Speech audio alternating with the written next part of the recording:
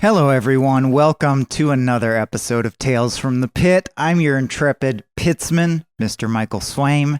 Thanks for listening. This episode continues the Tales from the Pit series about my agonizing over whether to have children soon because my partner Jen and I are considering it strongly, ready to slide down that path. But before we do, I figured I'd do a cycle of Pit episodes starting with someone who doesn't want to have kids. That was our last episode with Abe Epperson, fellow Big Bean. And today I'll be talking with Tom and Marina Reimann about their experience with conception and pregnancy. And I believe shortly, we're talking scant days after this drops, so will their baby. So send them your thoughts and prayers.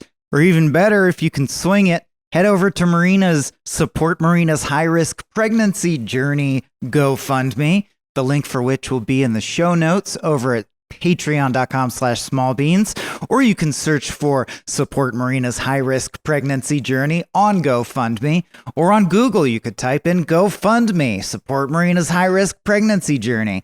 The point is, on this episode we'll be discussing Marina's high-risk pregnancy journey, and that money would be really helpful if you're able to spare it. If not, continue as normal. Before we get to the conversation, I have a short story for you on the topic, and I wanted to say, I guess just one thing about it before we dive in. It's called a haiku, and it concerns a woman named Jing, who is Chinese, and she ends up being interested in writing haiku because of its focus on stripping everything down to its bare essence and single moments of insight that are very pointed and gained through. Anyway, there's reasons, story reasons is my point. And it occurred to me after writing it that the wags will probably think that I think or conflate a Japanese and Chinese culture because this takes place in China and the characters are Chinese. No, I didn't. I just want to be clear about that. Chinese people can write Japanese poetry forms. You wouldn't be like, that Italian guy did a limerick? You know those are Irish, right? Okay? So this is called a haiku. Aiguo tried not to draw meaning from the rain, but it was difficult. Slanted, thin, gray, raising an inch-thick cloud of droplets as it bounced off the cement steps of the colonnade. So like weeping. He took Lee's hand and led her up to the glass double doors. She cradled Jing in the crook of her arm. When she looked back on this day as an old woman, Lee would mostly remember the thin rain and the scratching of pen on paper. Aiguo signed the final page and filled in the date, and the room was so quiet the tick of the clock and stroke of the pen both sounded very loud. The pattern of the strokes reminded her of a haiku.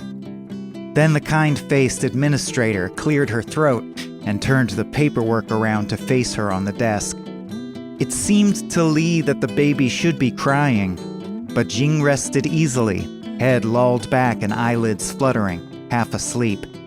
In truth, Lee wouldn't want me to describe to you the actual act of handing the baby over, so I won't. She wouldn't want me to sugarcoat things either, though, so I'll just say they abandoned her there. Jing was never adopted and remained a ward of the state until her 18th birthday.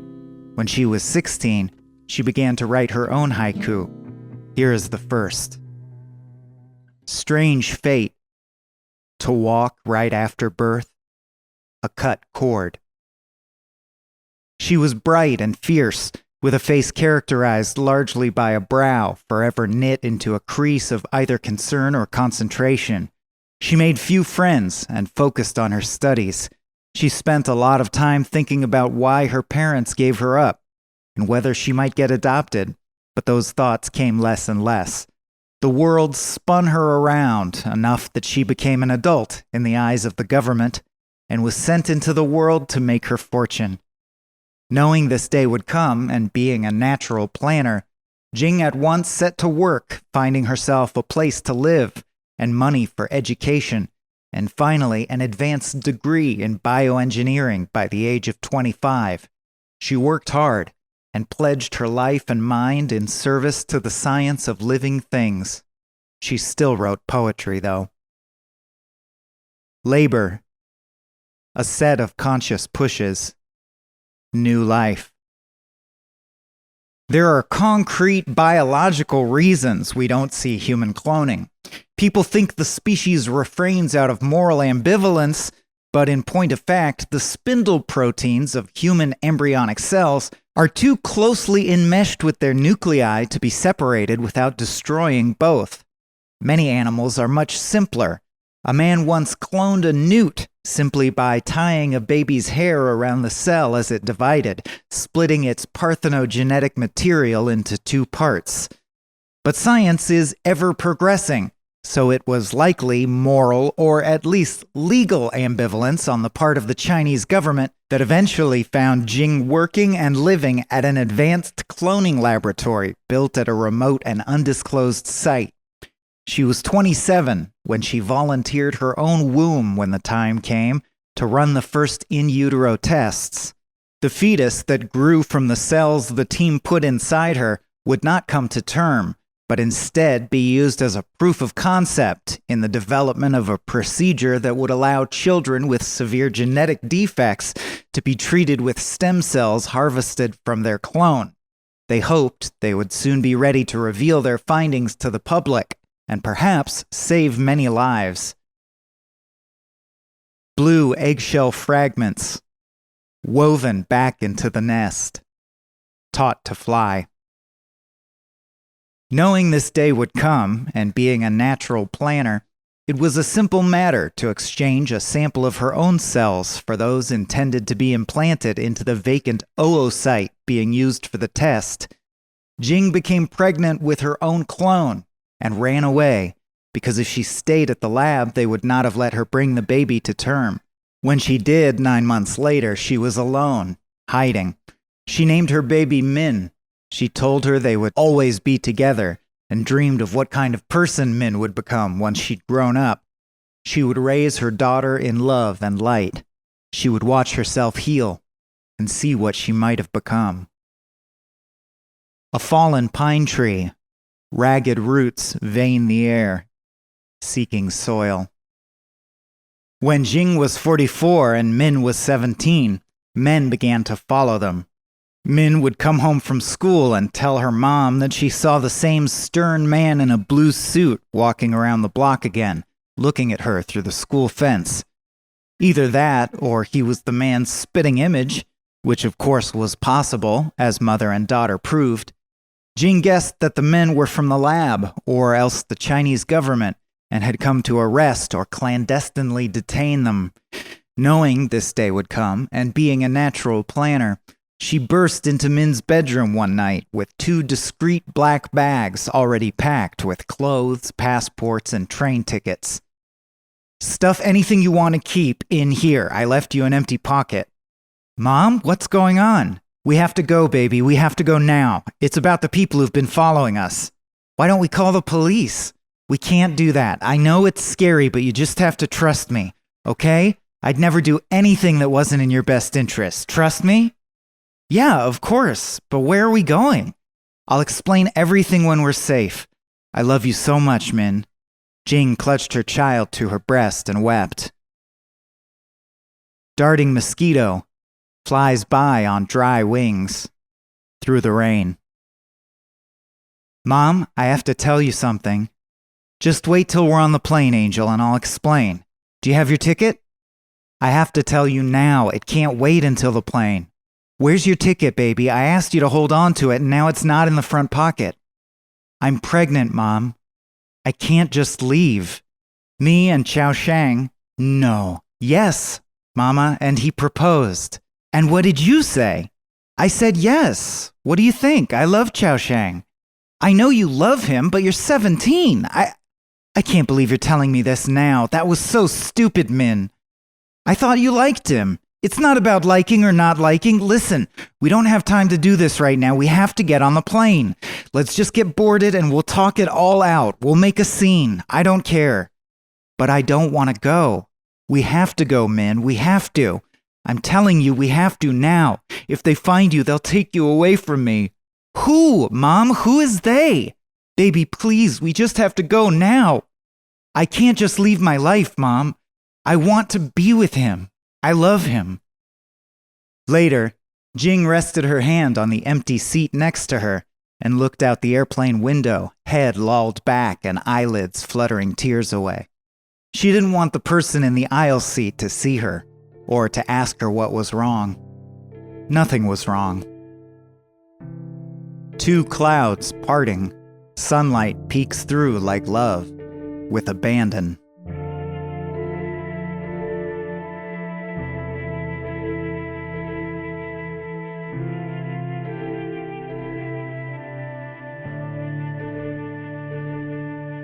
So I'm keeping these real conversational, meaning we're already in it. Hey everyone, please welcome Tom and Marina Reimann. Hey! Yeah. You can talk too immediately. Please do. Yeah, because, well, this podcast comes with a whole short story and spoken introduction, so it kind of just fades in and we're chatting. And I've decided to be even more informal with this cycle of podcasts. I should do a little spiel, so I'll do that now real quick, which is that the previous podcast episode, I talked to Abe Epperson, who's never wanted kids and doesn't want kids, about the fact that my partner, Jen, and I are taking the plunge and currently trying to have a kid. Woohoo! And that was so interesting to one of our listeners, Oliver Ballin, shout out. They suggested that I do a whole arc of these. So cool. I'm like, next phase is people who are, this episode will be called something like On the Cusp, because you're like right there. Yeah. And then I'm going to do someone with little kids and then grown children. So I'm probably going to be more like, I'm not just interview mode. This is me really asking my friends like questions about pregnancy because I'm terrified. So I guess I'll start there. A really interesting thing for me lately has been, I always wanted kids, but was worried because I'm inherently pretty selfish with my time. I like to work on my creative projects and like be in the corner working on them and not be bothered. And yet I've always wanted kids, but I don't get along with other people's kids, all this stuff.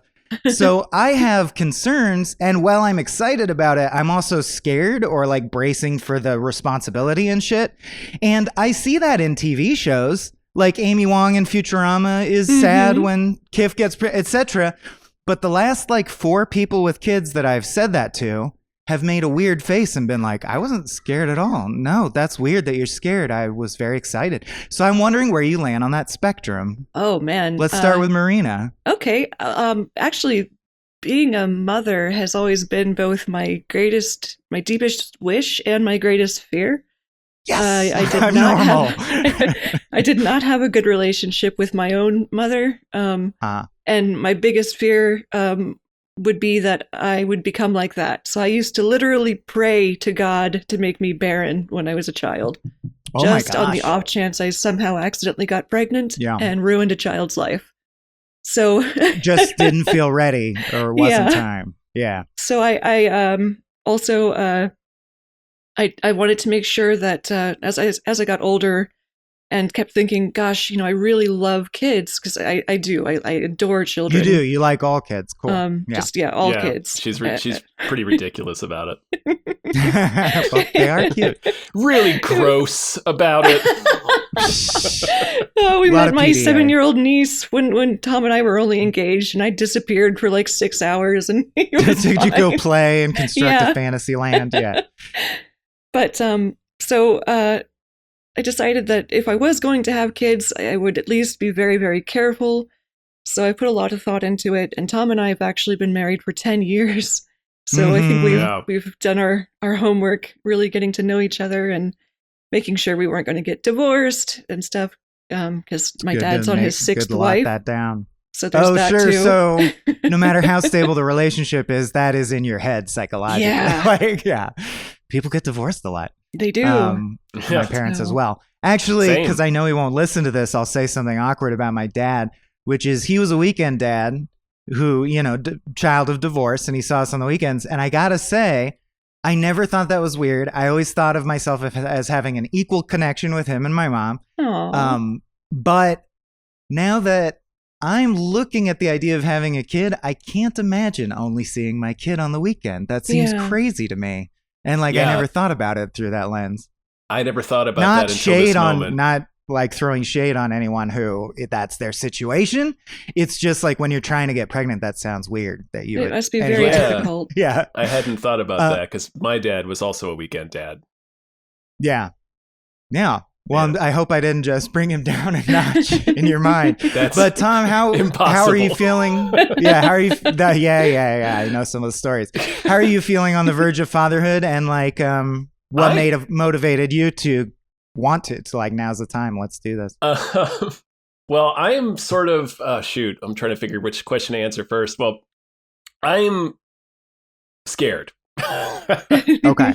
Not totally, but I'm scared in the way that I think a lot of people are about, like, oh gosh, like I barely make the right decision for myself on a day-to-day basis. Like I don't know how I'm going to be responsible for a life. But also, right? Or will I generate enough money to feed it, etc.? Yeah, am I going to be able? Exactly. Am I going to recognize when something's wrong? You know, in the early days, and all these, because we don't know anything about being parents really, except that's true of everyone. But so I'm scared because of that stuff, of just like the weight of the responsibility of it, and just like not in a way that it's daunting, I think is more like it. It's just like, wow. It's less like fear in that I want to run away from it. It's more like, holy crap, this is like, this is like, this is I'm just huge. A little daunted. Yeah, that's not a huge thing. But the other half, to be honest, is exactly what you described. Like, I too feel like I'm kind of pretty selfish with my time, or about my time. And I worry about my ability to make that adjustment. Yeah. And, I think I can. Like, I'm open to it in theory, because I'm like, I hope so. Exactly. In theory, especially around age 40, like the idea of refocusing on family actually sounds nice, because younger people who are listening, anything you do, like, I think our job's very cool. We write jokes and stuff and research interesting factoids and stream and podcast and whatnot.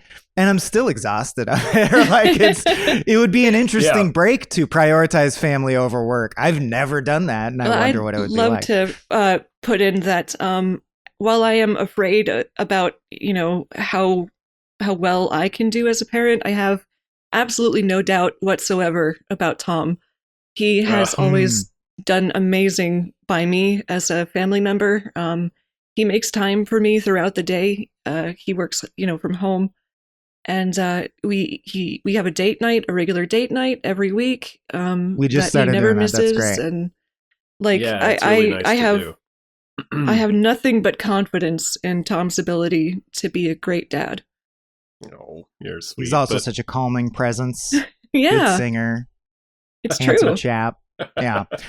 So I feel the same way about Marina. She's Oh yeah, of course. Sorry, no doubt. Yeah, sorry. No doubt that she's going to be the best. The best mom. I'm like, that went without saying, so I didn't even leave room for it. Yeah. So let's talk about the light side of the force. Like, why now, and what are you excited about? Hmm. You must have talked about this before now. Sure. Well, like I said, we just celebrated our 10th wedding anniversary, and have gotten to know each other pretty well. I've been through a lot of therapy, and gotten to a place where I think I'm healthier emotionally than I've ever been, and it's kind of as well. Yeah. Tom has too, and it just feels like this is the right time. It's sort of hard to describe why. It just feels right. We've put a great deal of thought into it. Yeah. Yeah, there was a lot of it had to do with us relocating, like, because we spent about 10 years out in Los Angeles, where it's like unthinkably expensive to try and raise a family out there. Yeah. So it was sort of kind of like what you were talking about a second ago, where it was like doing the career thing for a bit and being like, okay, let's do this for a little while. Let's see where this goes. Let's build up some, foundation or structure or not structure, stability, Mm-hmm. financial stability. So I know being able to move into a house was a big thing, and in a place where we felt more comfortable about being able to afford having a bigger family. Yeah. Mm-hmm. Yeah, it makes that sense. was a Like big I part of used it for to, me. and I think Abe still does, but I valued the hustle above all else, right? And Yeah. we all hustled it's for 15 programmed years. into us. Yeah. Hollywood is brutal. Entertainment's brutal, even online. Some people took off, some people didn't. It is what it is. But I'm like, I'm 40 now. I might try to like pivot to getting joy from something else. Right. It's Nothing wrong with endlessly that. seeking validation from strangers. Yeah. Yeah. Strangers who you don't respect. Like the people you would need to give you money, you're like, I hate that guy, but I need him to approve. Talking Hollywood producers. But anyway, yeah, how is so moving, it sounds like, did the decision to move come first because you just wanted more bang for your buck and to get out of California, or was it actually part of creating a stable situation for the kid? Yeah. We wanted to part of it. become closer to our family, for one thing. Mm-hmm. But I think it was always on our mind. Gotcha. We were trying to figure out what the next, phase of our life was going to look like. Yeah. And how much, so over the course of the pregnancy, because forgive me for not knowing. I know you're quite far along, but when are we due? Oh man. How soon? Really July soon. 22nd. Next month. Next July, month. Okay. Yeah, July 22nd is the actual due date, but we're probably going to induce early, just because of the different health problems I've been having with it and some of the medications I take. So anywhere from, I don't know, probably like 3 weeks from now. It could Okay. be 3 weeks. It Yeah. could, Jeez. yeah. Awesome. Okay. Well, I was going to ask something, but now that's a good segue into another thing. So I'll pin that thought. I'm consciously pinning it. Yes. But let's talk about, because my partner also Jen has dissociative disc disease, which is like a weakness of the discs in your spine. Oh. A lot of lower back pain. If they gain weight, their back gets really bad to the point where like they can't get out of bed. If they lose weight, it gets, So the thought of gaining weight, that there's no option, you have to gain X amount of weight. They're worried that it will like immobilize them backwise. And Marina, I know you have chronic health issues. So like, what were your concerns going into the birthing process, and how has it been? Like, it is Tales from the Pit, so has it been a horrible ordeal? You can say that. It has kind of, yeah. Okay. I'll be honest. Fair enough. For her. Yeah, I got really, really sick very early on. That's how I discovered I was pregnant, because I was just puking my guts out, like really, Exorcist level. Really sick. Like food poisoning. Yeah, wow. I want to emphasize that, really sick. Oh, interesting. Like I always think of morning nuts. sickness as like a middle of the road vomit, or not that bad vomit. She woke up projectile vomiting straight up in the air, and it landed on my face. Yep. Wow. Yeah. Like a fountain at the mall. She was really sick. And I mean, I've had to, and so that's called hyperemesis gravidarum, which is basically like next level morning sickness, but you have it all the time. I've had to go to the hospital 3 times, 3 times a week, 3 to 4 times a week for the entire pregnancy. I'm still going to get fluids and medicine, just to keep up with all the vomiting. And normal is like once a month on average? Or not norm, but I mean, I don't know. Yeah, do we not know? Okay, you're like, I just know I go a lot. Yeah, it seems like it. I think I remember one of the visits, one of the doctors telling us that normally it would be more like 3 or 4 weeks, and normally they wouldn't have to have done as many ultrasounds as they did. Yeah, they still have to do a lot more. That's because of the ICP. I also have intrahepatic cholestasis in pregnancy, which is a liver disease. that you develop due to the hormones that also make you super sick. And that one is, we basically monitor my bloodstream for bile acid level and just to make sure the baby is not getting poisoned. And she's not. That's the good news. Great. Yeah, I was going to ask, are those ultrasounds, have they been they're looking great. Affirming? Like they make you feel better about the situation? Yeah. As sick as I have been, she has been perfect, and I'm so grateful. And right now, the only thing I'm really scared about is I have epilepsy, and I just don't want to have a seizure between now and the induction date. So we're just taking it really easy. Have you at all over the course of the pregnancy? No, thank God. Sounds like no, based on how you phrase that. I've been working, closely with my neurologist. You have to, if you're on medications, be advised that when you are pregnant, your blood volume increases like a lot. So you will probably have to go up in whatever you're taking. And I've had to do that twice now. All right, I will not ask Tom to guest on a frame rate about Into the Void, because that should not be screened anywhere near you. I think it's like literally double the blood or something. It's something. It's a lot. It's like anime blood. Yep. Yeah. Wow. It's also a lot of it, sort of related to that, is so much of pregnancy is a crapshoot.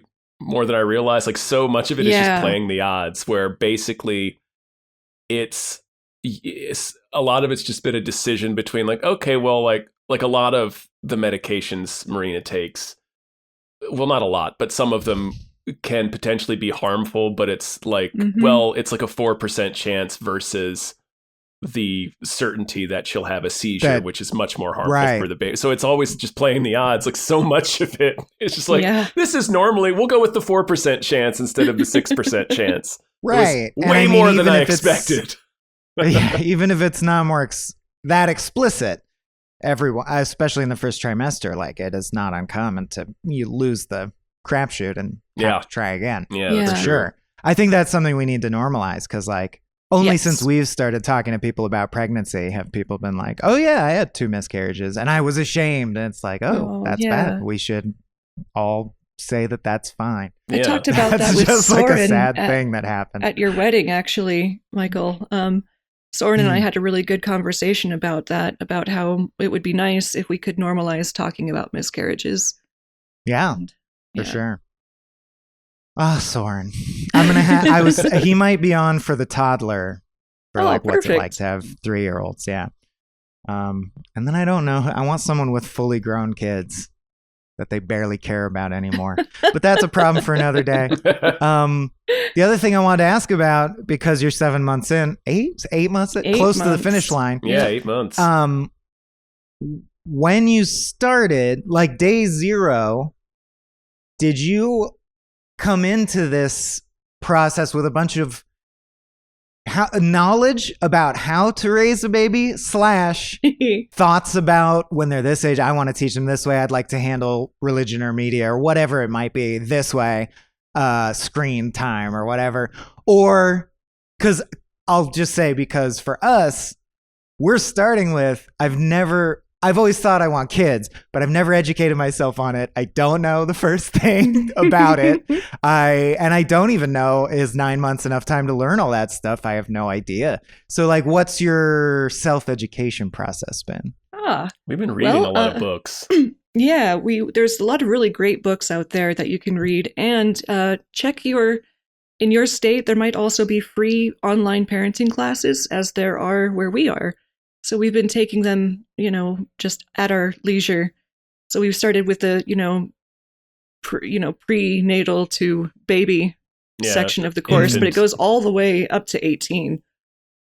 Tom and I also have spent years talking about what we would, how we would like to raise children if we had any and stuff like that. And I think that's very important to discuss with your partner before you get pregnant, so you can make sure that you're compatible. Yeah, we started talking about it almost as soon as we got married, I think. Yeah. Interesting. We did not. We only went as far as, if we're going to get married, we have to both want kids or both not want kids. Right. Mm-hmm. We both turned our nuclear key and that's it. I'm like, I know a crib is involved. I know I'll touch poo and pee. That's fine with me. I don't really care. Like, Yeah, I've done it before. I've done I it my just whole know life. the basics. You know how much I know? I know how much comedy writers know about a topic so that they can reference stuff. That's how much I know about child rearing. It's kind of, most of it. Like- Yeah. Well, also, I've had some heartening conversations with parents who are like, not that you shouldn't learn stuff, but they also kind of teach you because they're an animal and they express their needs, and it's like, each do kid what they need. Exactly. That's, I obviously we don't know this from experience, but like everything we've read and all the classes we've been doing online have said that that's a huge part of it too, is that children are people and each person is an individual. And so they're going to have, like, sure, there's overall general things that are going to be across the board true, but a lot of it is just waiting to see what the kid is going to need specifically for them. Yeah. Have we had baby shower? Oh wait, I was at it. It was virtual. I got you a nice gift for it. All right. You did, and you came up with a really fun game for us to play. I did. I that nailed was that wonderful. baby shower. Thank Maybe you I again. just brought that up so I could say it on mic. No, I genuinely was like, I hope you got the game was really quite a like, bounty. We're still Jeff and I recorded like a day after that, and he was like, I'm still thinking about that game that Michael brought. Like, it's just a Jen good and game. Jen and I have continually argued about the laser question because it was like, well, what are the parameters? We got really into the minutia of like, would every ant have a laser, or is it one ant? Does the animal actively want to attack you, or is it just behaving like an animal would? Because then it's squirrel, because squirrel looks all around in every direction. All right, back to baby stuff. So what has been set up? Is that we're 3 weeks out? Is there a baby room at this point? Oh man, I have a lot of furniture to build.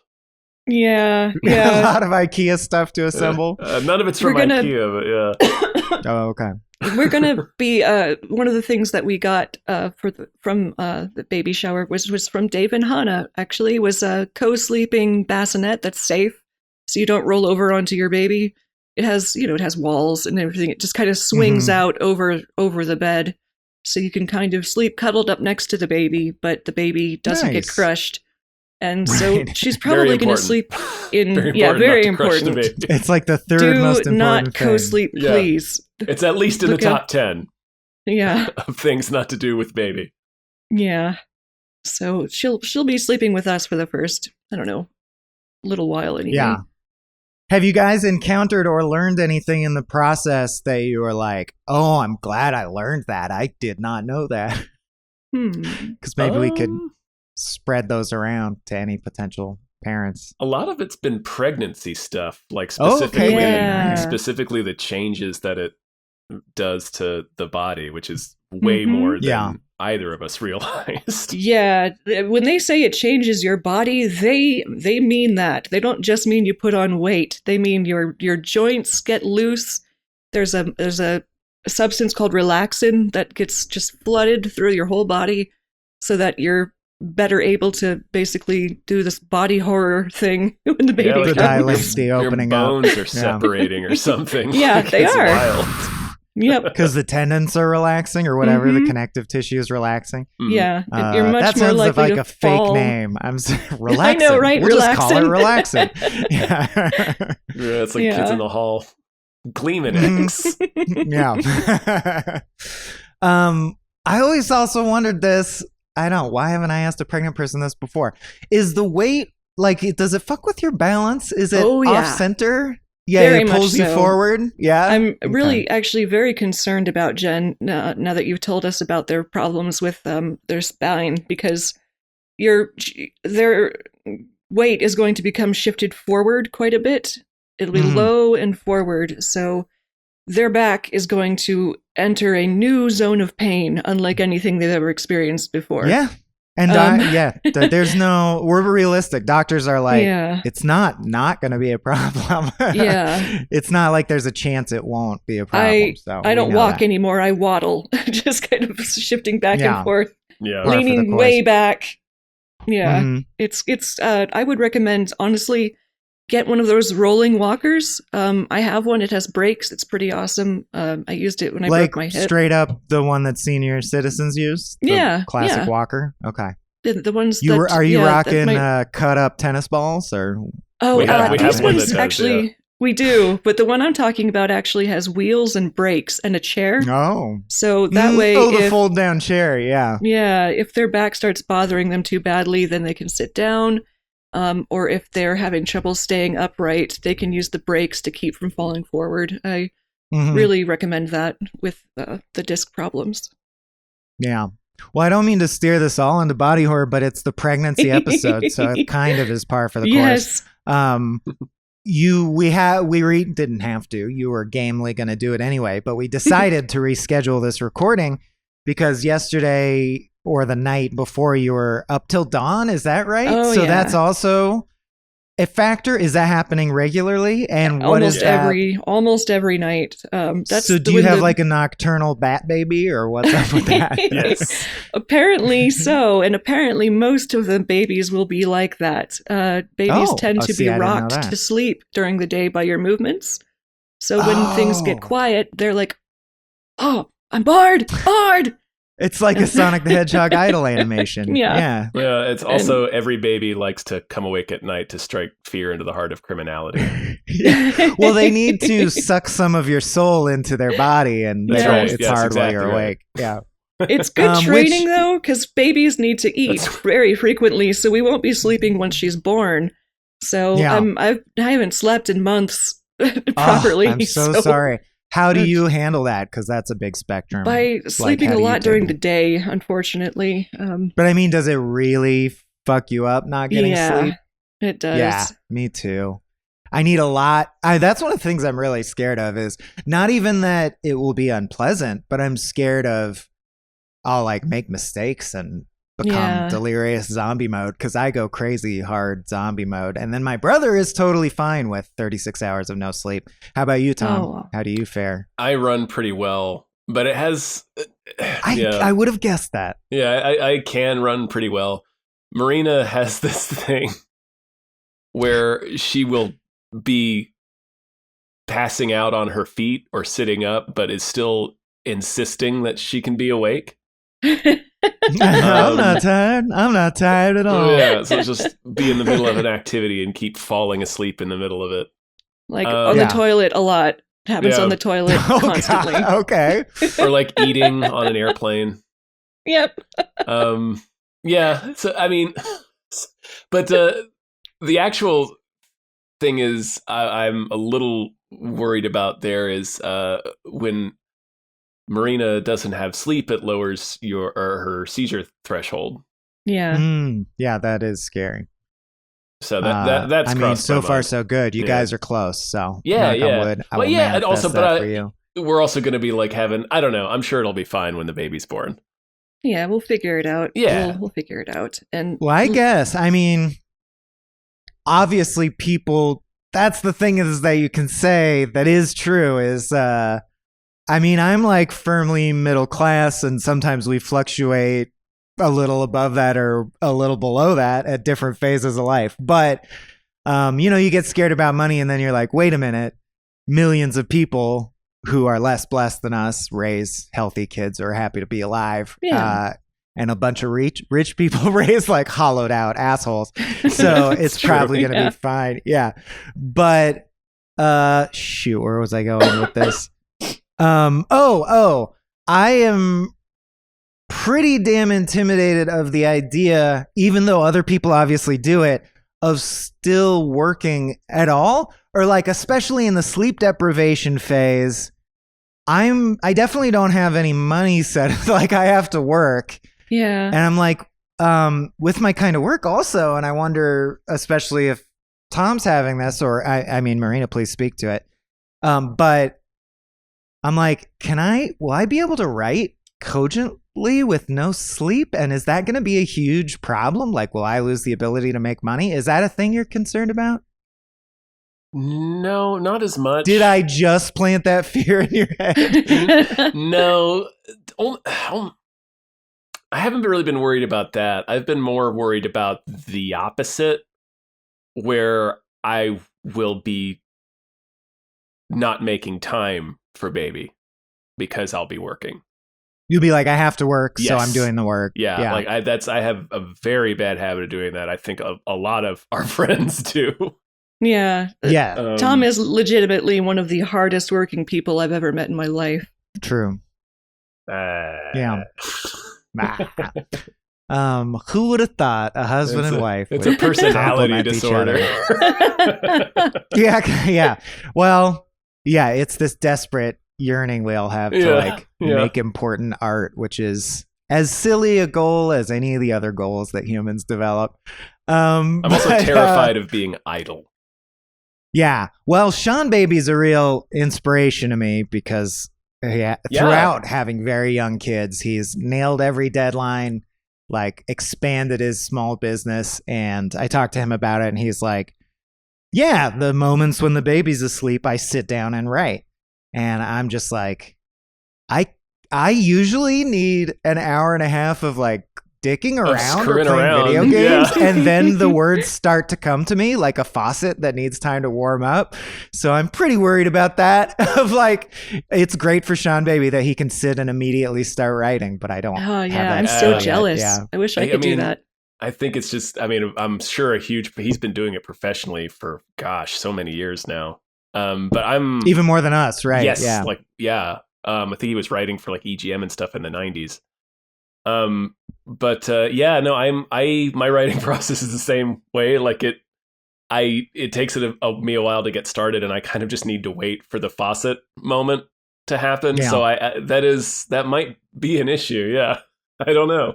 I think you did maybe just put that in my mind. Yeah, thankfully Jen accepts that enough that they don't make me feel lazy, which it's interesting. I used to always have the paradox in my head that I'm the laziest person in the world because I should be doing even more. There's a lot of time that I'm not working. Yeah. Why am I not working at those times? Yeah. Could I not produce more? And yet I'm one of the hardest workers I know, blah, blah, blah. Probably because of that, right? So Jen finally accepted in a way where I don't feel guilty that they can come in and be like, you're playing StarCraft, and I'd be like, I'm writing, and they'll be like, okay, I accept that playing StarCraft is writing. But I'm also, I will say, very worried about video games. You know, we have a video game pod, and traditionally I play through the whole game and beat it for that pod. I'm guessing that will not be a thing in my life for a while that I can do. Are there any hobbies or self-soothing things or extracurricular things? Marina, you stream a lot of Horizon and other things as well. But like, are you thinking about what to cut out, or do you have plans to be like, I'm going to stop making model ships or whatever it may be? I don't know. I've been trying to actually think about what I could add back in, because for the entirety of this pregnancy, I've just been so ridiculously ill that I've had to cut out almost every hobby I have. Yeah. I haven't been able to do the cosplay, which I miss like crazy. Yeah. I miss streaming. I'm only able to do that maybe once a week. But so I'm trying to think, how can I add some of that back in and stay an interesting person for my partner and my daughter, without, messing up my health and my bond with. Oh yeah, with super important for the kid to be healthy. You got to live your life and have new experiences to collate into something interesting to talk about. Yeah. Okay. Tom, do you feel like you have time you said you're worried about work, but is there anything that, maybe it was just me, but like, you game? Are you like me being like, I probably won't video game for a while. I'm like ready to hang those spurs up. Yeah, I probably won't be able to. I do a lot of tabletop gaming. I probably won't be able to do that for a while. I'm so excited to play D&D with my kids, but that's like 10 years out. Yes, us too. Us too. We are going to have a gamer house. Like we have a big table where they're just perfect for gaming. We have lots of board games. She's going to have fun. She's kind of got no choice but to be a nerd. Unless she just wants to play just wants to go play sports and doesn't want to do D&D at the same time. That's what Jen's like, you can't guarantee your kid will like the same things you like. I'm like, We cannot. Shut up. I don't want to hear that. I could put my thumb like, on the scale, though. Well, because I'm really into like 7 wildly different things, so I hope there's at least one that overlaps so we can connect on it. Yeah. If they don't like D&D, hopefully they like. Yeah, but they're like, you never know. They could be like, my one thing is football, and I'm like, oh well, I still love you. I won't. I will come to your games and not understand what's going on, and that's fine. Yeah, I like football. I'll write a poem about it. The thing that's legitimately that I'm kind of like, oh, that's going to be an issue is the show that Dave and I do. We just watched is we go out and usually go see a new movie. You go to theaters, go to a theater to see a movie. Yeah. That's going to be really difficult for a long time. Yeah. Because I'm not gonna. There's just I can't go to a movie. Like, I'm not going to leave Marina alone with a new baby so I can go see, like, whatever the new Marvel movie is or something, like, it's just... So you can then record a conversation where you go, like, I didn't think it was that good. Right, it just feels unimportant. Right, it just doesn't... Grand scheme of things. Right, yeah, it just doesn't seem... Like, we'll figure a way around that. Or we'll have guest hosts or something like that. Invent a new show. You'll figure it out. There's also stuff on streaming we can watch some weeks. So we've already had that discussion, but that is like a legitimate thing that is a change I'm going to have to make. That is like both an extracurricular and part of work. Is that I can't go to the movies probably for a year. Mm-hmm. Maybe less than that, but at least 6-8 months. Well, I mean, if you have family around you, there's the chance that you'll get the odd date night. That's true. But like, you can't do it regularly enough for the purposes of a podcast, surely. Yeah, but maybe certainly not in the first. Like maybe few months. 2 or 3 times in the next 6 months, you could get someone to watch the kid. Yeah. I do think that's important. So let's go there because we're talking movies. I know parents who raise their kids only for the first 3 to 5 years at least. Only watching things designed for 3 to 5 year olds like Bluey, Teletubbies, Wiggles, what have you. And I know parents who are like, I show them stuff that's age appropriate, but like My Neighbor Totoro, I show them stuff I think is cool or like quote unquote real movies. And I know some parents who are like, that's horrible, or like, they're not old enough to see real movies. And I was raised, my dad's way too far. Like, he showed us RoboCop when we were 4 years old. And RoboCop's not just violent, it's like next level late 80s violent. Yeah. So like, where are you guys with that? Movies and shows and whatnot? I am of that mind, sort of. Not as extreme as your dad, but I got to watch, like, my parents didn't really care what we watched at a certain point. But even when we were young, they would show us stuff that was like we'd see the Disney movies and stuff, but we'd also see things that were a little more out there and like old movies like Psycho, or like Jaws was my favorite movie from a very early age. But like, like stuff like things like Dark Crystal, like I would definitely show the kids.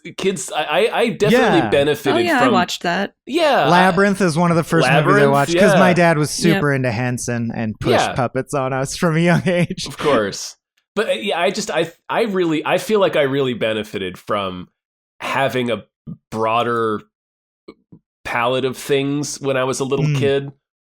Just because I think it really helped my imagination develop, just because I saw all these I saw stuff, like I saw Kroll when I was very little, and that's a little scary. Yeah. Not that I was going to, did it ever feel over the line? Sometimes. Like, do you have any childhood memories of being deeply confused or upset? Because I have a couple, like where I was like, that movie was too old for me and it upset me. Oh, yes. My dad, I had a habit of sneaking and watching some of my dad's movies when he thought I was in bed. But he always caught me, and he would always say, he never made me stop. He would say, this is too scary. You're going to have nightmares. I'm going to make you watch a whole pack of Halloween so you learn your lesson. Basically, yeah. So I would kind of creep away, and then 5 minutes later, he'd look over, and I'd be there again, just sucking on my fingers. And I watched Killer Clowns from Outer Space that way when I was like know that 3. one. Sure. And I waited till college for that. That was a get high fuck around movie. I did Yeah, not yeah. know that it was a comedy for most of my life, because it just scared the hell out of me. I mean, it's both. But yeah. it was very scary, and Mine it stuck was- with me. When Harvey Keitel shows his penis in the piano, In the piano. I burst into tears and ran out of the movie theater, and my dad had to come find me. And I'm like, I'm very confused. All I know is like I'm not supposed to see my man's penis on the screen. I feel like this is not supposed to be happening. I love that your dad took you to see the piano. My dad took us to see the fucking piano. He's like, I heard it was good. Yeah, he took us to the movie theater every Friday and Saturday night, which is why I am in the line of work that I'm in, probably. Yeah. Psychologically. Yeah, my dad was really into movies. Like Yeah. he has like a catalog of them, Hmm. or like Yep. a literal Same. spreadsheet where he has them all written down and like organized. The family's starting to think that my dad might be on the autism spectrum because he would drill us and quiz us, and he made flashcards about like, when did this Led Zeppelin album come out, who produced Dark Side of the Moon, Oh, wow. and do flashcards with us as a kid until we could get them all. And Did he you was like like, this it? is fun. This is what people do. This is what fun is. And I grew up and like, no one does that with their kids. That is not a That is thing. weird. It's a little weird. Yeah, a little odd.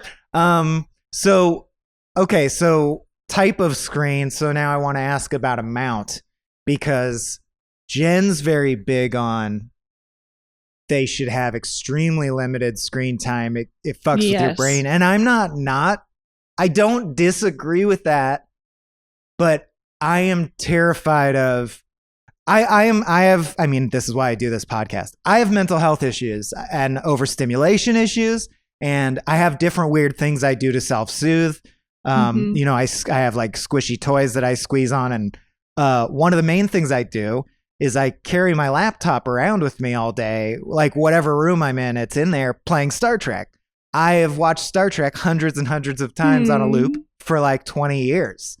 And Jen's like, you know, you'll have to too. stop watching Star Trek because the kid is not supposed to like have a glowing screen in their face all day. Yeah. I'm terrified of not having Aw. Star Trek on all the time.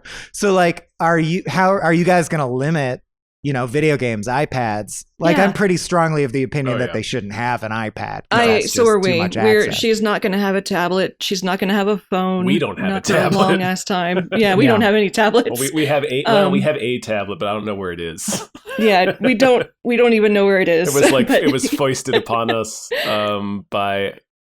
Oh no! Wait, I think no. Okay, this one was one that we got. It was a hand me down from my stepdad. Oh, okay, yeah, that's Yeah. right. That's the only Cracked tablet gave we me have. one for something. That's the only reason I have one. Yeah, in a drawer Yeah, somewhere. we don't want to. We're not going to hamstring her so that she goes into this like a Luddite, but she's not going to have her own, you know, devices when she's a kid, when she's young. She doesn't need that. We're going to take her places and let her experience things, you know, for real. And there's a lot Yeah. of fun stuff to do around where we live, and a lot of nature. And we're going to read to her a lot, and play music around the house, stuff like that. Yeah. But you know, Have we'll you- watch movies too. Yeah. But definitely watch it'll be a movies. treat. It'll be a fun thing that we do together. Yeah. Sometimes moderation. You're of the Yeah. moderation. Yeah, I'm the yeah, I middle don't- of the road mindset. I don't feel like we want to be extreme about it, but I No. definitely don't want. I don't want to have a kid that can't go anywhere without watching an iPad. Yeah.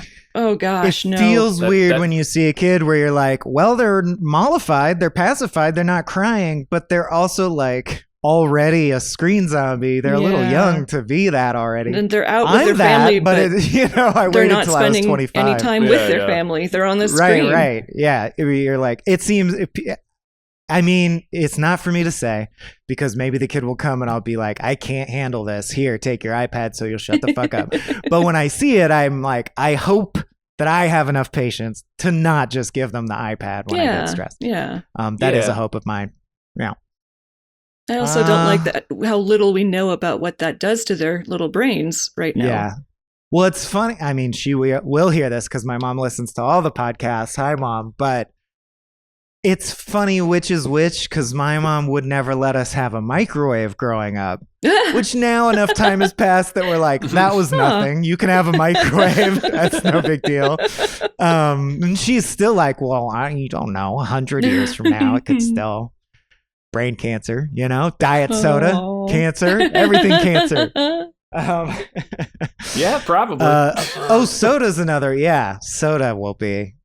That's an interesting thing to regulate. Or sugar. We're limiting. Generally. We're not going to have any soda in the house. She's going to have to learn about what soda is somewhere else, and then eventually. Well, that's another. Is like so. As an adult, I can responsibly have chocolate in a cupboard and eat some, but not all. Mm-hmm. But Jen is of the opinion, and again, I don't disagree, that it will be hard to have ice cream in front of the kid and they don't want some. And at the same time, I really don't want my kid to do the American thing where it's like, eat an ice cream every day. Yeah. My parents did that one right. I have to be a better man for my kid. Yeah. Fucking sucks. We were allowed to have soda on the weekends, and that's it. And that worked out really well for me. My parents pretty much... dad more than mom, which is classic weekend dad. But weekend dad did not care what we watched, did not care what we ate, unlimited candy, whatever you guys want, best friend type dad. Pretty much. And I mean, I still grew up to be... No, you know what? I grew up to be an alcoholic with severe addiction issues. So maybe that set the template. I don't know. I'm not going to say it all went fine. Who knows? Yeah, who knows? Interesting. Well, speaking of crapshoot, we all try our best and then see what happens. I'm going to ask before we wrap up, because I usually include a short story, so I like to save 10 minutes for that. Is there anything just on your mind or that you thought you would mention that I didn't ask or didn't prompt somehow? Or did I nail this interview? Oh, it was awesome. Awesome. Yeah. Yes. You put new fears in me that I didn't have before. Great. Good.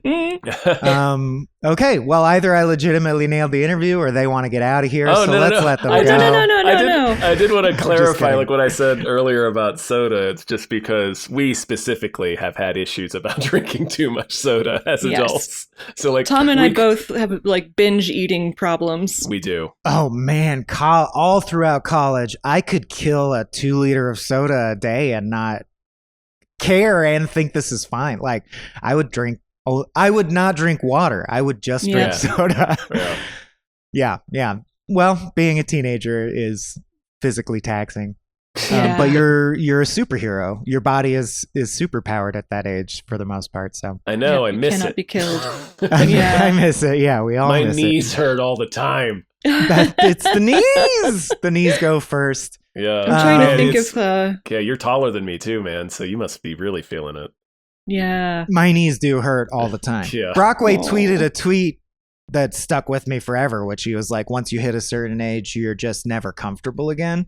Never fully. At any given time, you could identify something that hurts.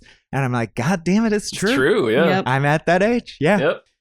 You just get used to it or tune it out. And Marina's like, welcome to my world, motherfuckers. Well, thank you so much. It means a lot that you guys would open up about something as personal thank you as so much child-rearing. for inviting us. Yeah, thanks for thinking of us for this. Yeah. Well, I know really, you guys have the love of a lot of friends and fans who are excited for you to take this journey and wishing you well. Thank you guys. I guess plug. Sometimes I don't plug on this show because I'm feels weird. But how about I'll plug? Yeah. Okay. You can find more over at Gamefully Unemployed, either by plugging those words into Google or your phone, or going to patreon.com/gamefullyunemployed, which you should, because that's where you get the maximal amount of content. Marina streams on Twitch sometimes. Probably more in the, I don't know. Well, let's not force Marina to stream, but if she does, it will be over at twitch.tv/heartfistbrain. Is that right? Yeah, thank you. Yeah. Of course, I enjoy those streams very much. So that is Tales from the Pit for today. Thanks for listening. We're out.